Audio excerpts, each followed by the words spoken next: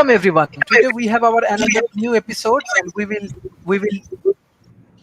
will discuss on uh, science for social development. We have many scientists and many policymakers in our discussion forum. We have Mr. Dan, uh, we have Professor Edward, Professor David Smith, Dr. William, Dr. Eric, Mr. Joseph, as well as Professor Donald. So I want to start from Professor Edward. So can you please analyze today's topic, specifically how science actually help to improve the society? Okay, well, I want to start by saying the dangers and the bad points, and then I'm going to go to the very, very good points. And here's the thing, science, of course, and the science revolution, starting especially with the Enlightenment, has been the thing that has created our modern world. However, what we've seen in the last century or so is a bit of a problem. And it's what I call the engineering conceit. The notion is this: we can design an incredible machine using science and engineering. We can design the technology that's allowing us to have this incredible conversation and all of the great things we're going to discuss today. But that tends to make some people believe that, well, we can design a machine. We can design a society.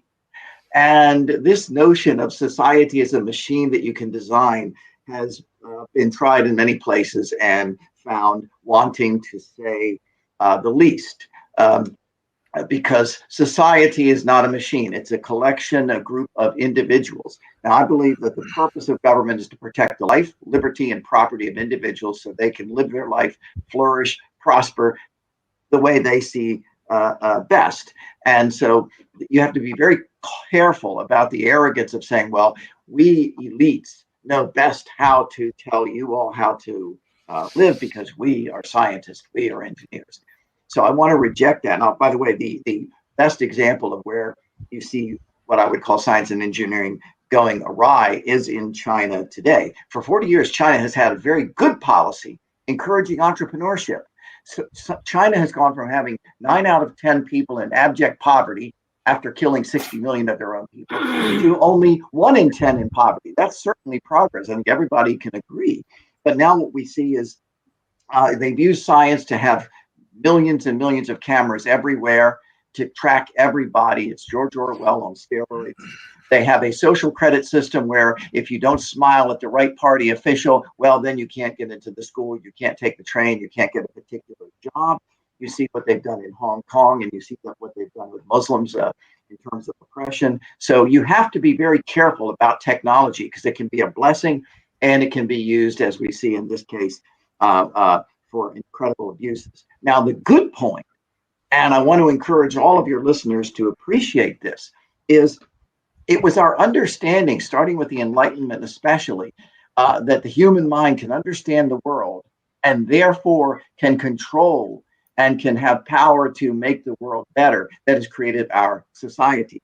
And I would say that one of the most important things, especially in the Asian Pacific area, and you have enough good examples over in that area, is to more and more foster among policymakers and among the general public in terms of and business people, the educated people and all, what I call scientific literacy, understanding especially where exponential technology is going. And this is absolutely crucial. Free inquiry and freedom to think. Unfortunately, in this country, in the United States, science has been becoming politicized. It's almost becoming more of a religion or a dogma. Well, the Food and Drug Administration or the Centers for Disease Control say this, and those are the final words, and therefore we can't question it because it's coming on from on high as if it were a religious pronouncement. That's not science. Science is a method of inquiry, of asking questions, of continually examining things. That kind of ethos needs to be spread throughout our culture. And of course, you see what happens in the Asian Pacific area where it has been spread in countries like Taiwan, South Korea, Singapore, and the like. You see the incredible prosperity you have. With exponential technology, that's going to be even more crucial because in the future, it's going to be brain power, not just physical power, that's going to allow countries and industries to prosper. So I want to make a big push for scientific literacy, scientific education, and the need for free inquiry among everybody. Let's always question, let's always ask questions. People disagree with me all the time. Great. That's what we have to do, and ask questions. So I look forward to following this discussion when it's posted, and I'll turn it over to Sharif, and probably Dan will be the next Thank you. great person. Thank you, Professor Edwards. We have our new speaker, Mr. Joseph. So, Mr. Joseph, can you please share your views about science and how science actually help us to develop our society? Can you unmute, Mr. Joseph? Yes. Yeah.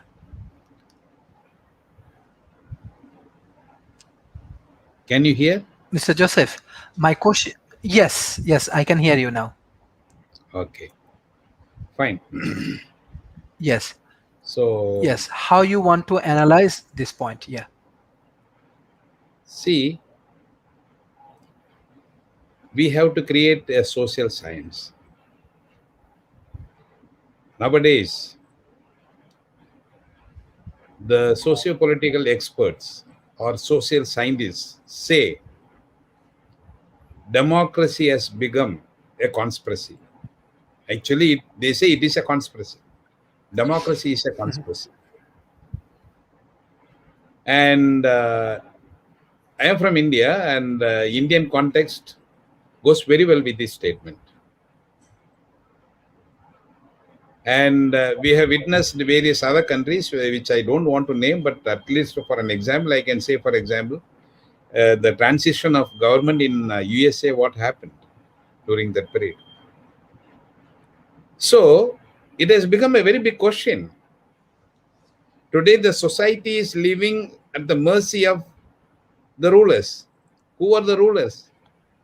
When we say democracy is a conspiracy, few rich people, in order to have power in their hand permanently, use the consent of the vast majority. That is what is democracy. And within this system, if you want to make a change, perhaps I think it will be very difficult. So we, at least myself, for past 30 years, I've been working on it. And I have come with a very innovative method of ensuring people's participations in day-to-day governance. See, as an individual, I elect my representative to go to the parliament or the senate to talk my issues there. But my representative there, he doesn't talk my issue, my interest, my concern, needs. But he talks the needs of that party to which he belongs to. That means he is no more my representative. And I myself cannot go to the parliament or the senate directly because it's not permissible. It's not permitted. Either I have to go to the senate or parliament to talk my issues, or the parliament has to come to me. Now I cannot go there. So the parliament has to come to me, to my street, to my neighborhood. So we have created a new system called a neighborocracy, system of governance called a neighborocracy. Neighborocracy is something like this. People from the neighborhood level of 30 to 35 families come together to take charge of the day-to-day governance. It's very inclusive, innovative. The parliament happens in the neighborhood. Everyone, those who are in the neighborhood, irrespective of their caste, their religion, or their affiliations to this or that, or social status, economical status, or educational status, be part of it. For 30 families. Each one is elected as a minister for various concerns in the neighborhood, for like poverty eradication, health, education, employment, so many issues which is common in the neighborhood. They meet once in a week, crash out. And they are networked at various higher levels, from neighborhood level to next level, area level, or zonal level, or the village level, or whatever it is, and the higher level, and reach the national level. And every neighborhood has 3 units of governance. One is for the children from 6 to 15 years. Next one is for the youth from 16 to 25 years. And about 26 year, we have parliament for the adult. All are functioning the same way, same method. They are interlinked by double linking, so that a common decision can be made on issues concerned to all the three groups without any clash of interest or without any contradiction in the implementation or decision making process. And these neighborhood level, they are federated from higher level, village level, block level, district level, our Indian context, and state level and the national level. And all these three units in the neighborhood level, they are also federated horizontally so that they work together. Mm-hmm. Now, this is a science of governance. Mm-hmm. Unless every individual takes part in day-to-day governance, has an assertive say in day-to-day issues, nothing much can happen in any of the global issues, like climate change. Everyone talks about it. There are so many organizations, institutions, but finally, who has to do it? It has to come from the individuals, those who live in the neighborhood. Poverty eradication. So many people talk, so many organizations talk, so many countries talk. But where does it exist? It is in the neighborhood. So when we involve the neighborhood in eradication of poverty, it will be 100% successful. Like that, any issue and every issue. And most threatening issue today is terrorism. That can be also successfully dealt with these neighborhood parliaments and system of neighborhood president. And this is the innovation which we have made and we have experimented with various places, which I wanted to share with you. And more details can be had in the later stages. Thank you. Yes, thank you. This is an interesting idea. I have one question. I will go to the other speakers as well. As it is an innovative solution for politics and policy, how you set requirement of politician, like what will be their educational background, and is there any process? Because from my experience, as I'm also from subcontinent, this is fact. I'm sorry about that. I respect everyone. Some of our politicians, they are not highly educated. This is because of our constitution. This is because of our constitution, and I'm very sorry when this kind of less educated group of people they join in this politics. They manipulate the system. They go for corruptions. They do all of the unnecessary things, and that is one of the system error of Asia, South Asia, I want to say. So I don't know, even it's a constitutional things. I'm big fan of politics. I'm not a politician, but I don't know if you have this kind of process. Maybe for social development it can be helpful. But this is one of the system error we have, and we do not have enough requirement for politicians. We have a requirement for doctors, engineers, university professors. Government employees, but politics you do not need anything. You do not need educational background, anything. Anybody's game, and anybody can join and anybody can manipulate. I'm sorry about that. I don't know if you have a better policy. I'm interested to learn. So I think yes, I believe that politics need elite group of people who cannot lie, who is highly educated, who is not greedy, who can manage the monopoly of business organizations. And we need honest and sincere peoples like Mahatma Gandhis and this kind of people. So I don't know, but I'm a big fan of this discussion. Thank you, Professor David Smith. I'm also a big fan of you, how you analyze the different process and technologies and the policy. So how you want to analyze to this topic, Professor? Well, to me, this topic has some really interesting impacts, because there is one species in our planet history that's had more impact on the trajectory of how we're changing, how society's changing, how our culture's changing, and guess what? That's us. It's the humans. And the science and the role of the social scientist is a must as you look at this. But the challenge with this is such a broad field. It encompasses sociology, anthropology, history, geography, political science, psychology, law. I could keep on going there. And, there's a great quote going back: those who do not remember the past are condemned to repeat it. And I think that's part of where the role of this comes in, is understanding where we are, but even more importantly, beginning to forecast where we're going to go and how it's going to handle.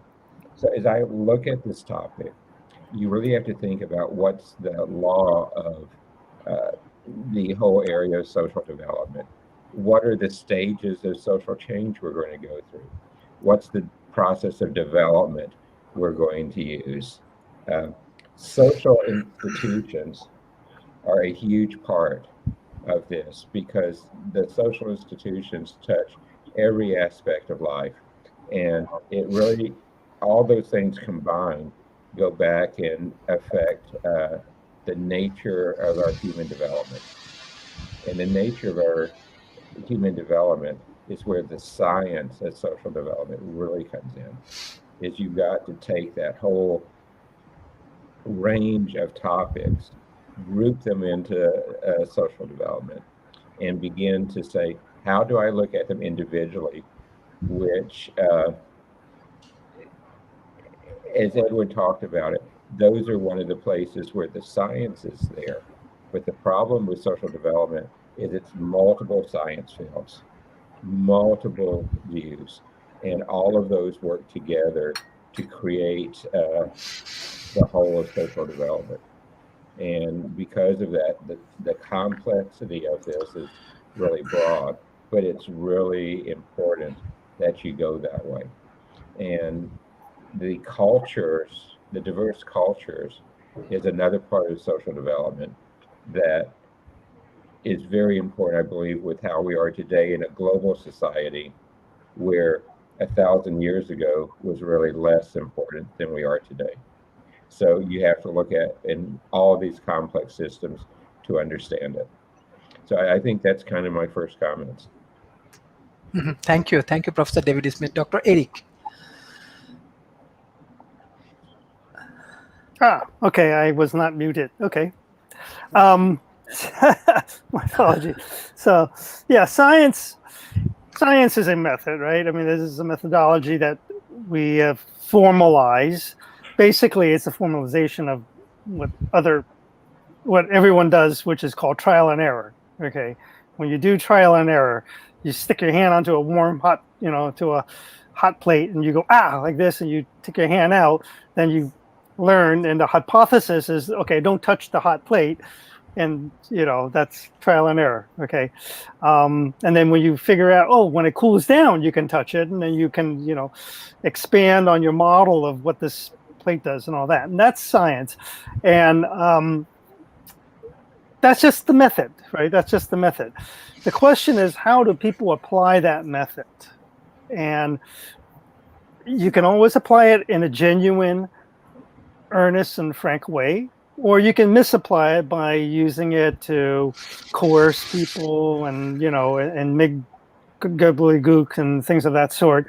And ultimately, what that says is that it's not the tool, it's not the science that is a problem or not a problem.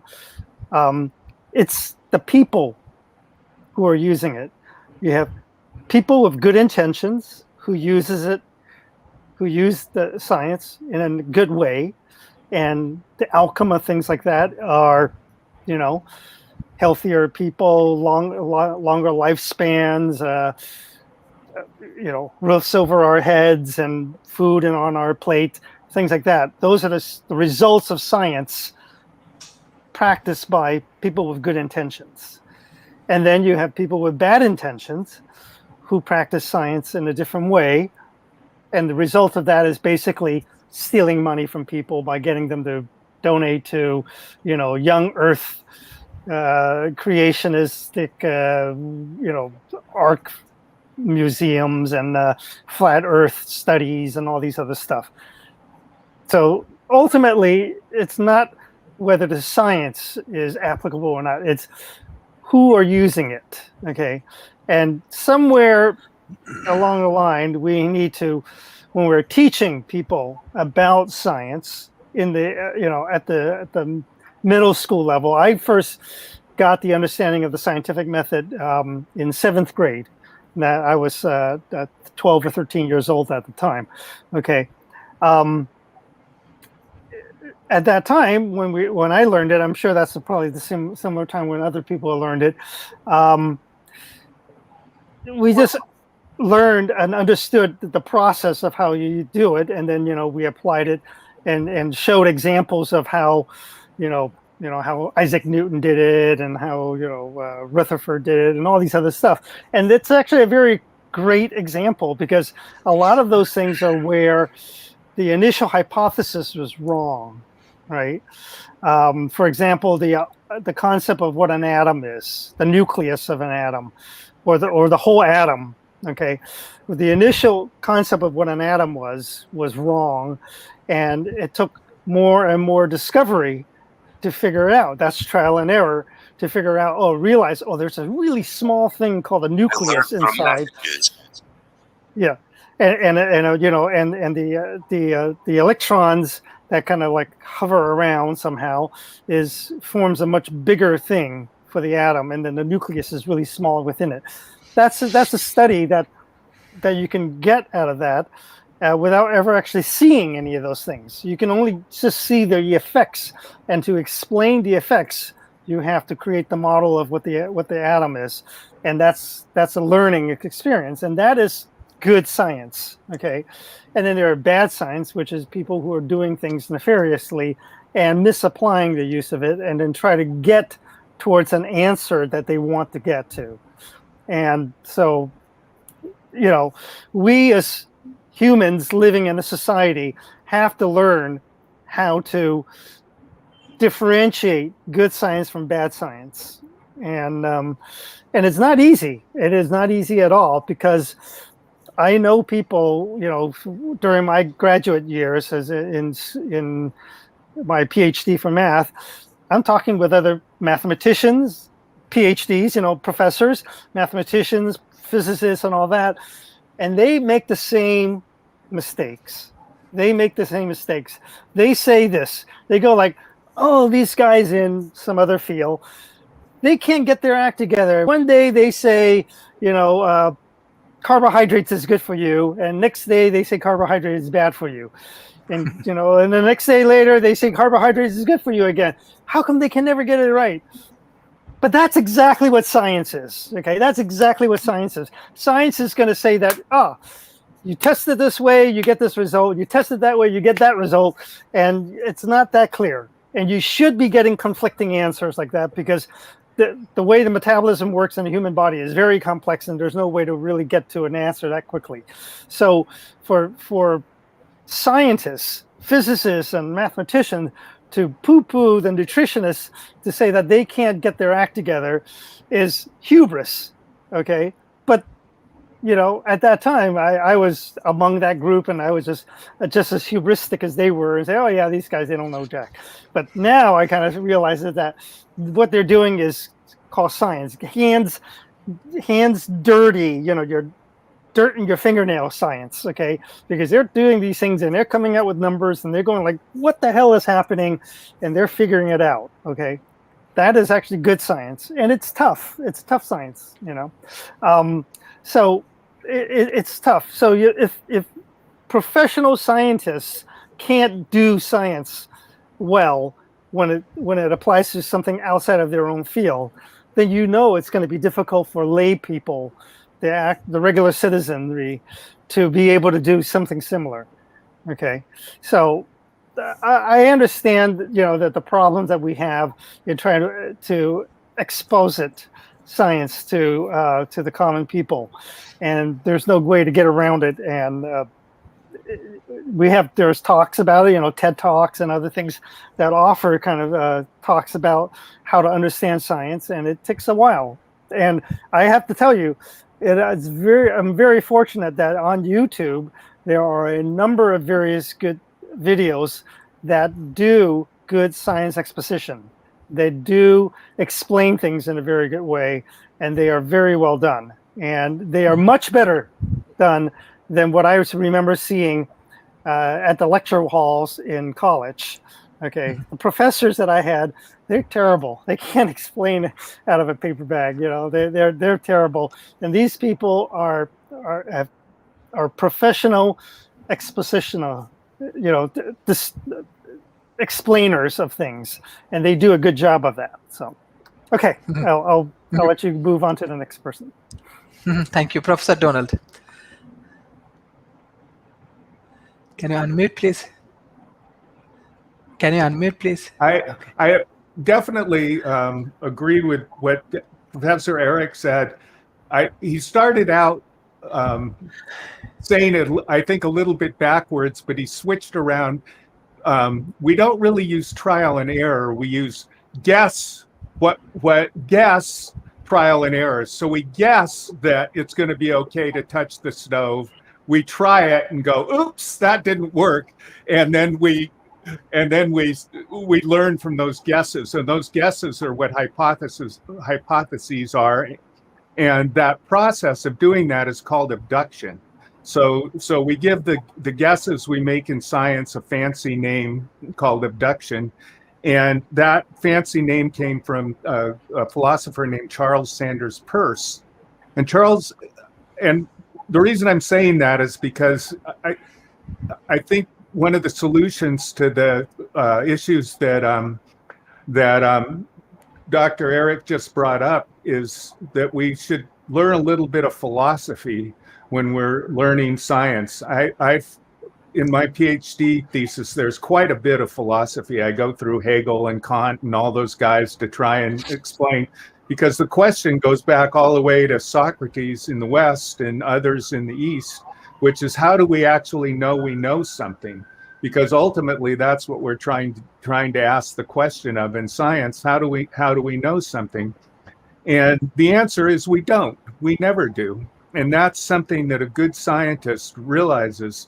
If you look up in the Internet Encyclopedia of Philosophy or the Stanford Encyclopedia of Philosophy, you look up the scientific method, there's a core piece to it, which is called fallibilism. And fallibilism is the idea that no matter what we know, we're always going to invent better measuring instruments. We're going to always look deeper in the atom. We're going to look deeper into space. We're always going to find something that's going to cause us to revise what we know. Always. There's no point where we're not going to be able to change what our knowledge and know new things. And it's interesting that fallibilism is actually a thought that goes all the way back to a Greek philosopher named Pyrrho. And it's called Peronic Skepticism. And it's the idea that basically we never know anything for sure. And it's very interestingly, even more interestingly, is that Pyrrho went to India, and he lived with the same people that Buddha lived with. And there's actually a book called How the Greeks Rediscovered Buddhism. So in a sense, the core of the scientific method is really very similar to Buddhism. So I think that's a real good reason why people, myself, really like internalizing science is a very liberating and valuable thing, because I don't have to have like absolute knowledge of things. I'm open. I'm always curious, and it's a wonderful value. I want to talk about Edward. Edward always does these drive-bys where he comes in and he says this ridiculous stuff and then leaves. But I will point out that as he always touts the Enlightenment, he basically establishes that his thinking is 350 years old, which is when the Enlightenment was, and he, stakes a stake in the ground that, my thinking is 350 years old, and it led to the French Revolution and 17,000 people being guillotined. I don't know why he brags about that, but we are completely connected to each other. We are not in the idea that we need to consider ourselves as individuals that are all acting in our best interest and to heck with everybody else it makes absolutely no sense. We're tied together by our mirror neurons, which cause us to basically feel what other people feel. We're tied together by our language. We're tied together by ways we don't even know or understand. And the way that relates to social science is when we're talking about the idea that we're all individuals and we can't have a social science, then when we're talking about the idea of entrepreneurs and we're talking about the idea of a company, what is a company? Okay, where is it? Can I touch it? Can I see it? No, it's not. You can't. Just the fact that there's such a thing as companies proves that we're connected to each other in a way unconscious ways that we don't understand. We can talk about a company, and we know that each others know what that company is. Our governments are something that we create in our own by our own agreements. Our companies, nations, soccer games, all of these kinds of things are things that we create.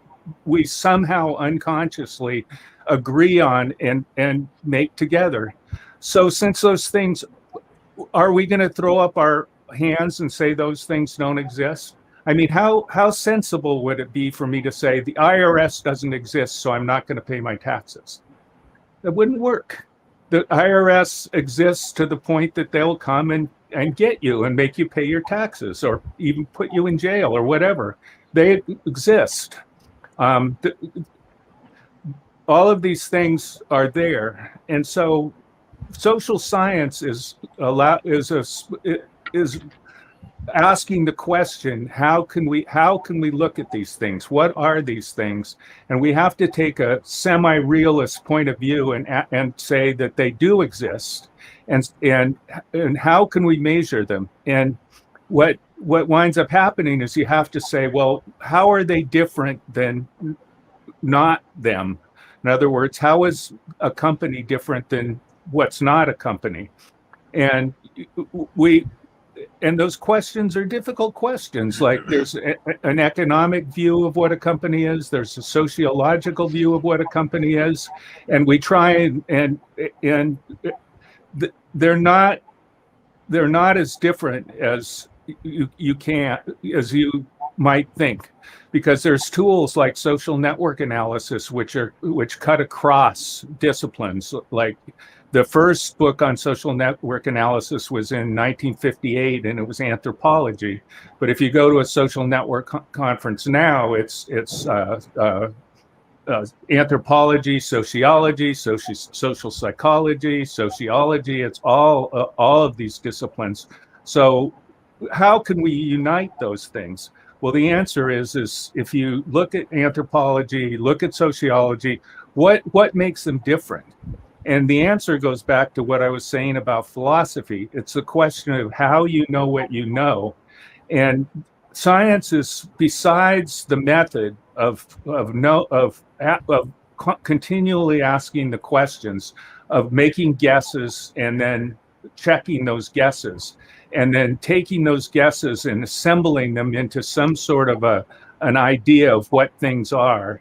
It's the process of the people that do that. So there's the social structure of the science itself.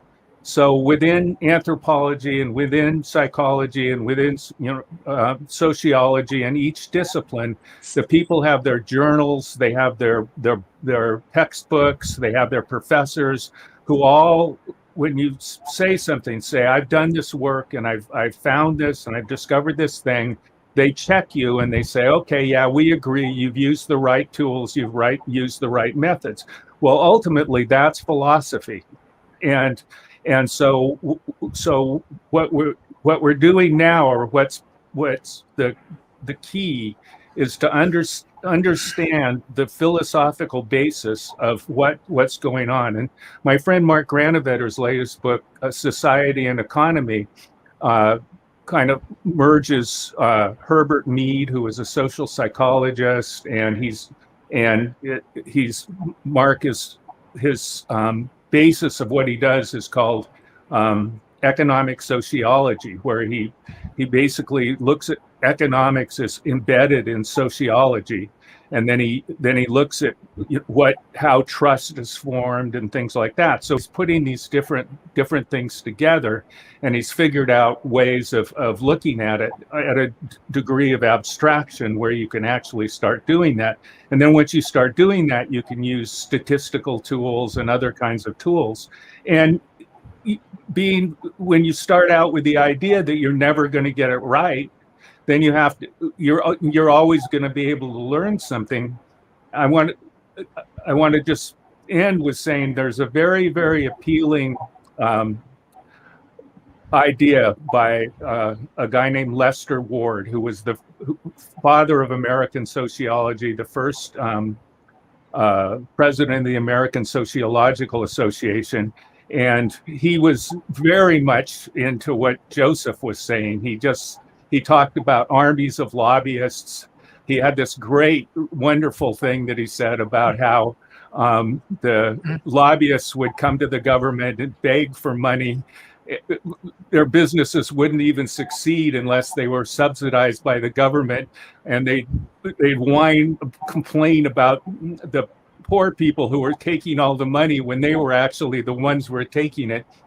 But fundamentally, what I'm saying is his idea was that we could try things. It was dynamic sociology. We could try something.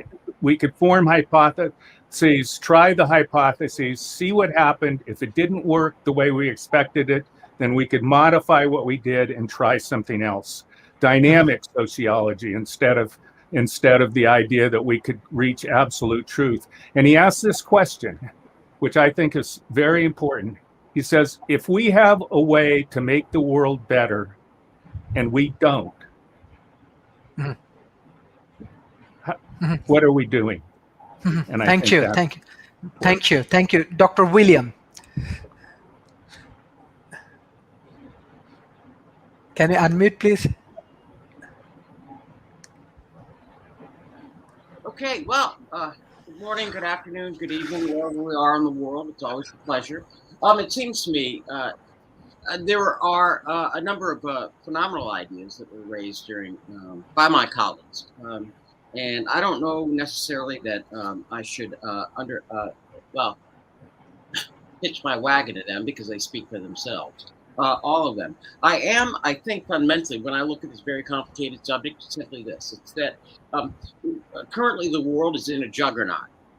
We have for quite some time, and rightfully so, emphasized STEM, science, technology, engineering, and mathematics, as the way to go and as the future.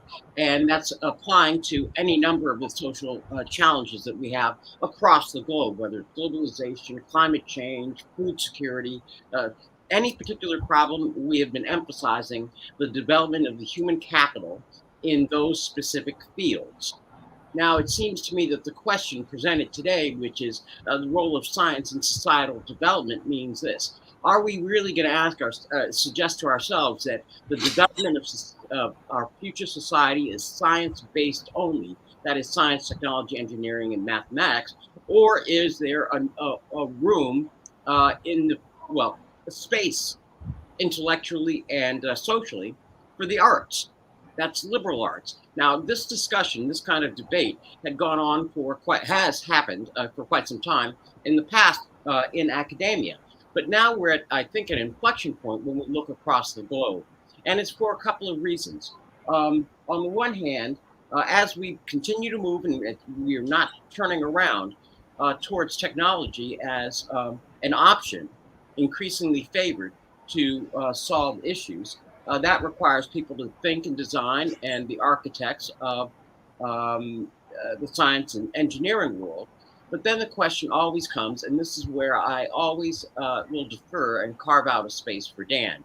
It's the humanistic portion, that portion that involves our souls. And normally we develop that through active participation in the arts. And I believe that that was something that Edward was referring to earlier when he discussed the Enlightenment. And see, because the question becomes, when we are looking at our society, it's not necessarily bad to have an emphasis on technology.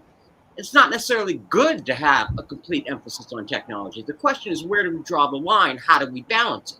Now, one school of thought, one viewpoint is simply this, that if we stay on this train, moving forward, using science as the impetus for the framework for all of our future, we're going to lose what Joseph was talking about. We're going to lose what Edward was talking about. We're going to lose that part of our free thinking, free association, cross-disciplinary ability to connect, from one lesson to another lesson. And not just what we learned, but how we feel about what we learned.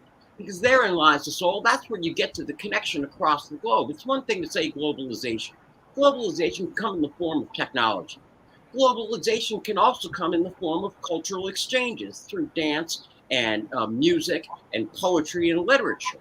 So it seems to me, on the one hand, the optimistic question is, how do we embrace our technological advances without losing our soul? In this regard, here are the two possible thoughts as we move forward. You have the first world, developing and serving as the architects and of the development of science.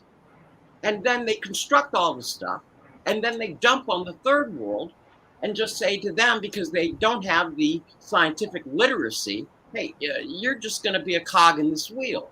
Now, what does that do for them? And then more importantly, for the purpose of our audience, Sharif, if you don't mind, when we start talking about developing nations, the question for developing nations is essentially this, that developing nations aspire to be first world. The question is, how do they continue to move and deal with the problems as they emerge from the third world? And so increasingly, and it's been mentioned here by the colleagues, we have this stratification. First world, richer, powerful, emphasis on technology, driving the rest of the global economy. And now some people are just going to be losers. They're just going to end up being the workers in the factories just implementing. And whether they are working with hammers and nails or they're working with computer screens, it doesn't matter. Their job is merely going to be to input stuff. The question is, and the challenge for developing nations is, how can you bridge that gap, strive and achieve scientifically, and develop that part of the human capital, their human muscle, and at the same time encourage and develop that which pursues an inquiry, not just scientifically, but what it means in the arts, poetry, and that kind of thing. I do just want to, as a personal matter, I'm going to conclude right now, Sharif, and that is, in the free marketplace of ideas, I believe and I accept that we can all, present ideas and challenge each other and say we agree and disagree. I don't think that it's fundamentally fair to, smear somebody, particularly when they're not around to defend themselves, and call their ideas nonsense. Every idea in the free marketplace of ideas is welcomed, and it should be, celebrated. And you can disagree on the values and policies of it, but you shouldn't just categorically smear it. That is fundamentally unfair. Dr. Sharif. Thank you, Mr. Dan.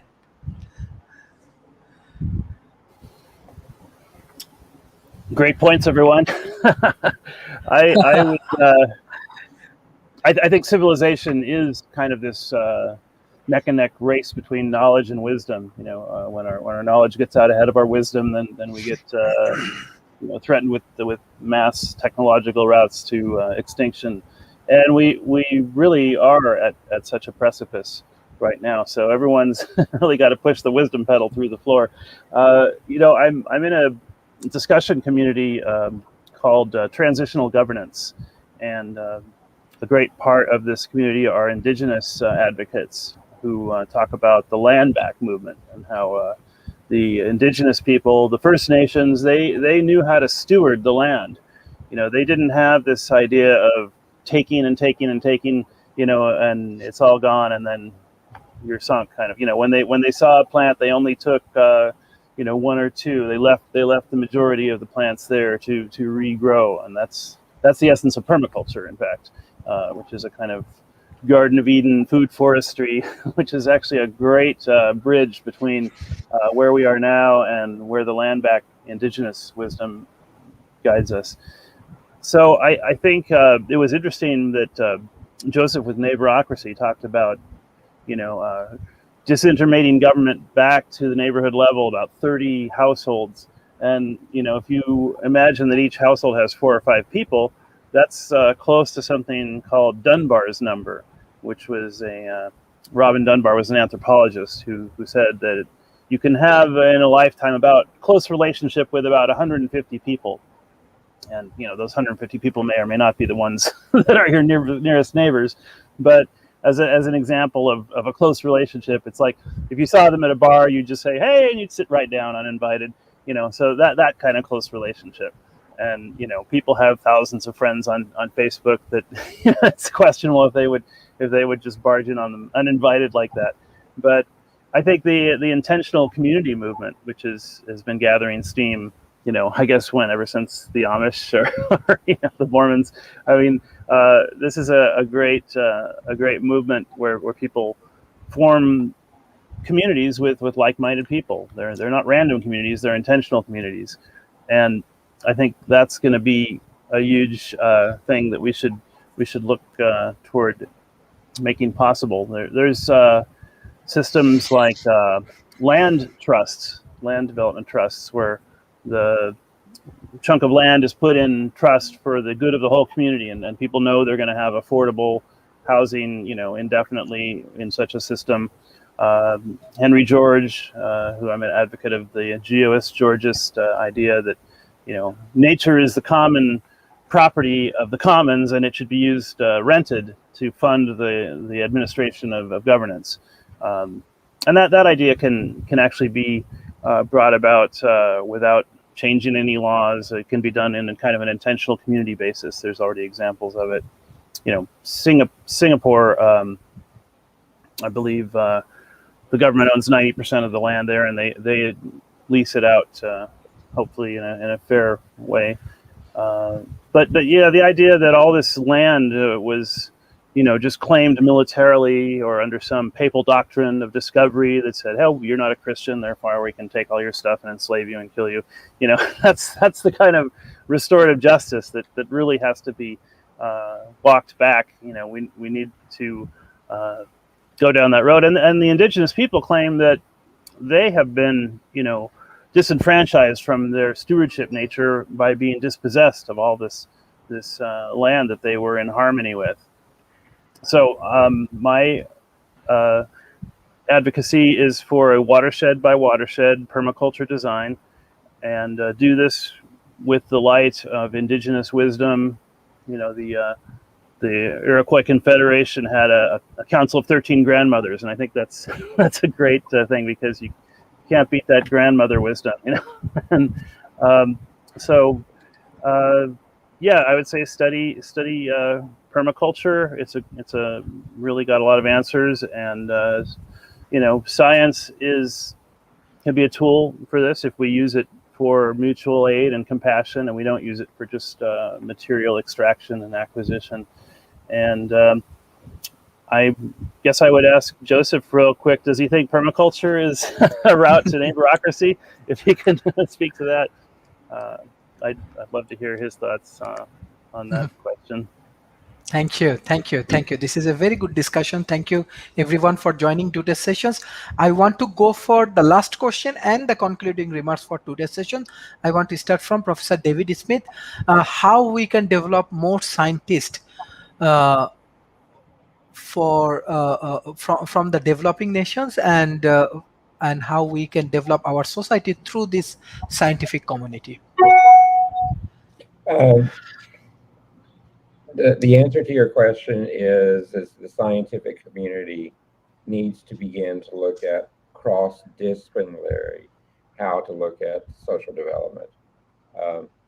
In many of the universities, each of the different elements of the science of social development are in their own departments. The engineering part's in engineering, the anthropology part's over in natural science, the economic part is in business, and you begin the political parts over in political science, and the different pieces like that. So if I were to structure in academia a way to look at this, I would do this as a cross-disciplinary degree, and begin to have students who have the nuances to take a little bit of the philosophy, a little bit of the anthropology, a little bit of the economics, and begin to work to craft a science of the whole of social development. Because most of the science, as I looked at it and went through some of the academic articles, they tend to be stovepiped more in each of their disciplines and not looking at it cross-disciplinary. And it's really important with the speed of social development today. And it really is a sharp curve on the speed of social development. To really, in the academic world, look at it more through the cross-disciplinary lenses. And that's going to be able to give you actionable outcome, actionable science, as opposed to the individual pieces that then it's up to the politicians and the rest of society to go back and massage those and create opinions from putting the pieces of the puzzle together. So, Sharif, I think that is probably the right way in academia to go do that. Mm-hmm. Thank you, Dr. Eric. Yes. So what's the question? Like how we can develop more scientists for social development in developing nations.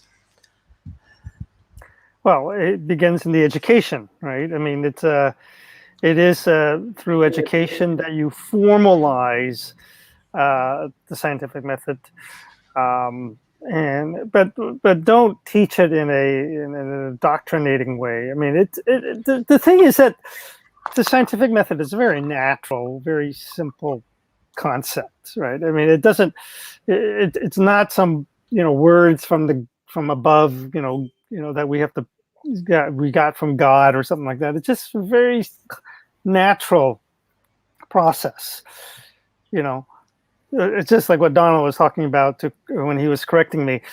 You make a guess, that's the hypothesis. You test out the guess. If it's correct, then then you follow up with it, and then you kind of like build out on it. And if it's incorrect, then you go back and you refine your guess. That's all it is. And most of the time, if you're going to make the guess, you're going to be wrong. Okay, and then you just have to refine it, and you just have to be humble enough to not assume that your first guess is correct. And you have to figure out a way to learn how to move towards the answer. Okay, and I gotta tell you, animals do this.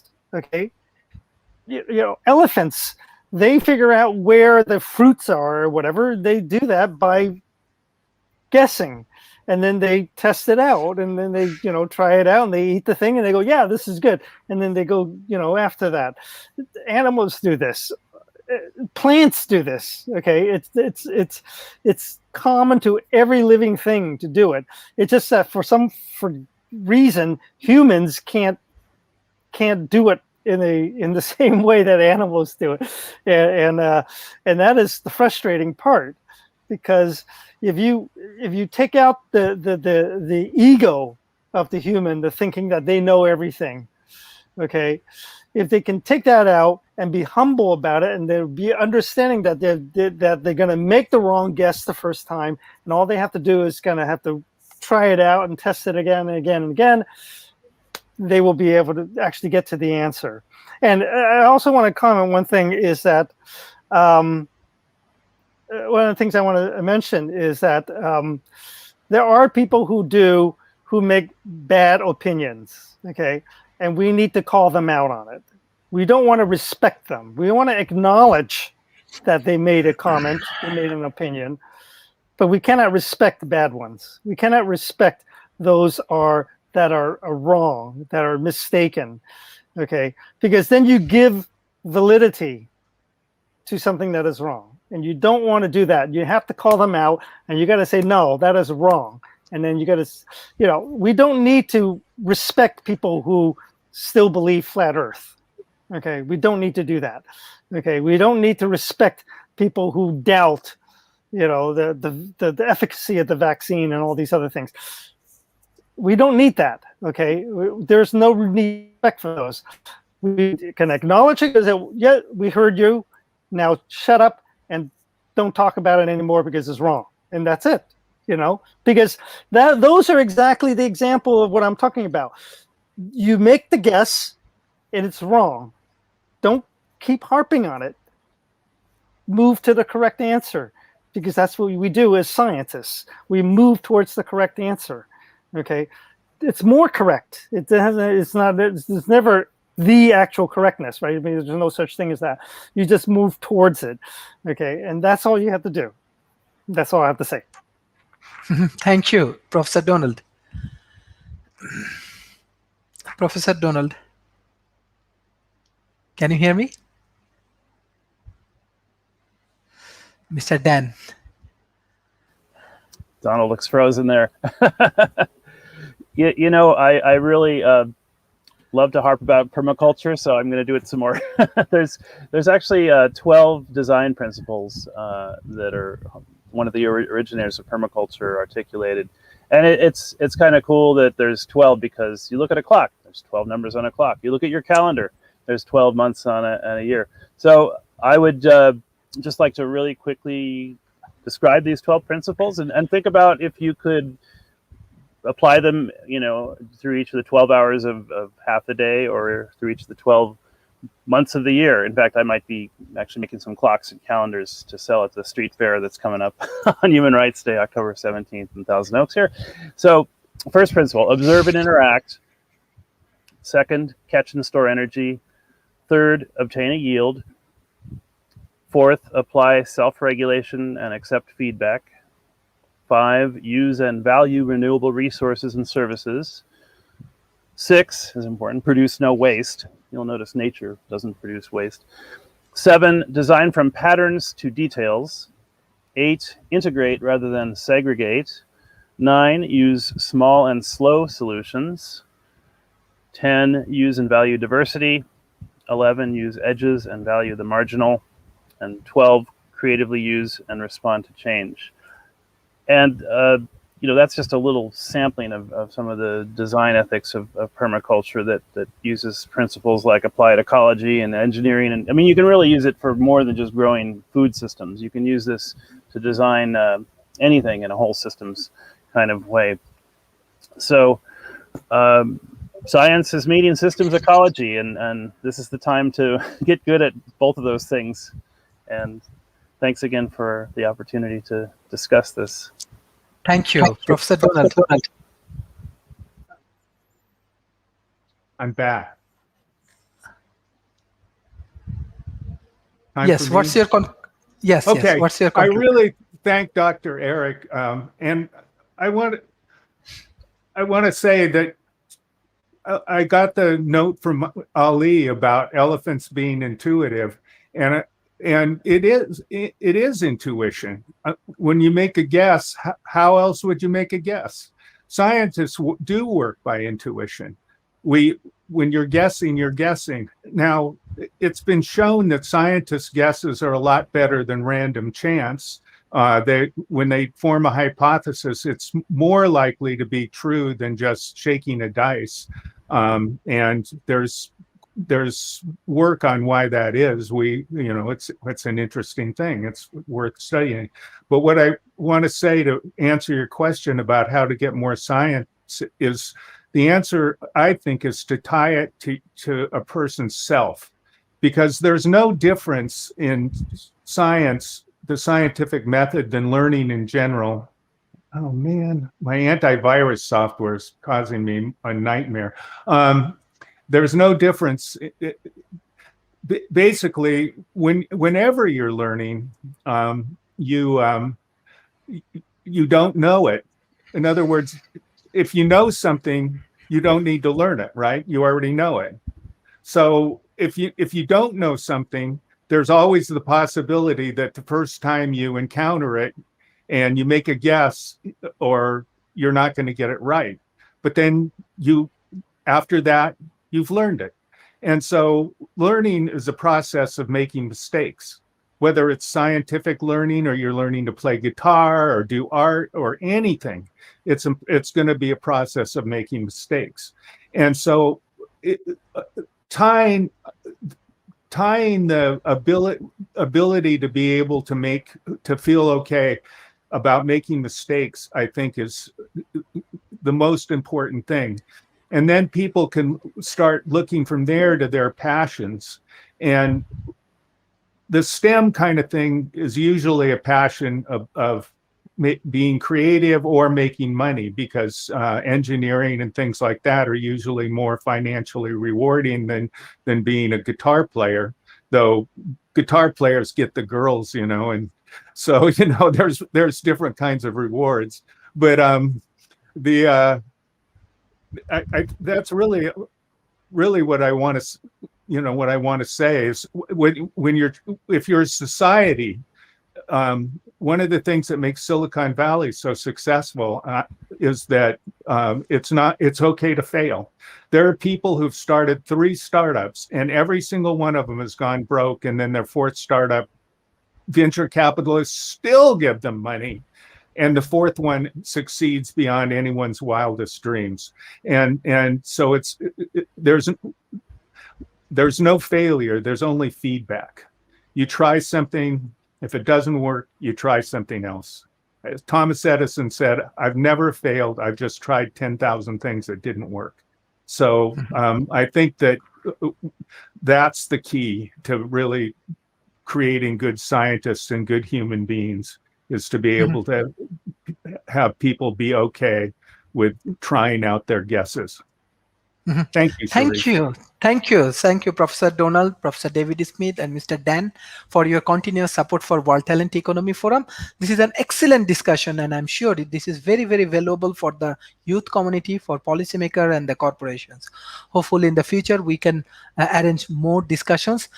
Thank you everyone. Bye-bye and take care.